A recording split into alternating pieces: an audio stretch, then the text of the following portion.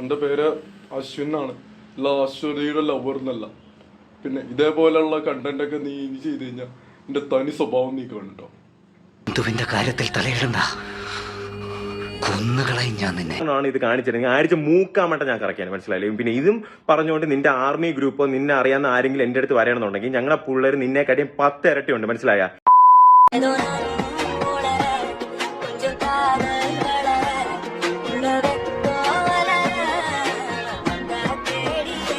അവരവരുടെ രീതി സന്തോഷിക്കട്ടെ, നമ്മൾ നമ്മുടെ രീതി സന്തോഷിക്കട്ടെ. അതല്ല അതിന്റെ ഒരു ബ്യൂട്ടി. അതിന്റെ ബ്യൂട്ടി അതല്ലേ അതിന്റെ ഒരു ബ്യൂട്ടി. ഒത്തിരി ബ്യൂട്ടി. പഠിക്കുന്നു പറയാൻ പറ്റില്ല, ഡെയിലി വരും, അറ്റൻഡൻസ് കൊടുക്കും. ശരിയാണ്, പച്ചയായ സത്യം, ദ ഗ്രീൻ ട്രൂത്ത്. അറ്റൻഡൻസ് എന്ന് പറഞ്ഞ സിസ്റ്റം ഇല്ലെങ്കിൽ നമ്മുടെ കോളേജില് ഇതേപോലെ ആയിരിക്കും പിള്ളേരുടെ എണ്ണം.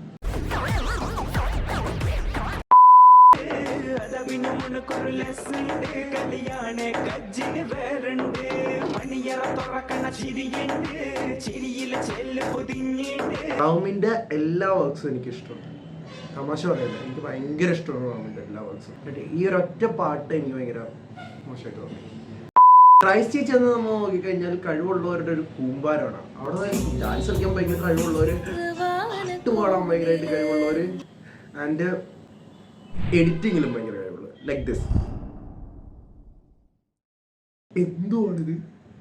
ഇതൊക്കെ ഭയങ്കര ഹൈപ്പർ ടാലന്റഡ് ആണല്ലോ. ഇത് വേറെ ലെവലാണ് കേട്ടോ, അതൊന്നും പറയാനില്ല. ഇതൊക്കെ ചെയ്യണമെങ്കിൽ എത്ര നേരം കുത്തിരുന്ന് എഡിറ്റ് ചെയ്തിട്ടുണ്ടാവില്ലേ. എഫേർട്സിനെ നമ്മൾ ബഹുമാനിക്കാതെ പോലും. ഓക്കെ,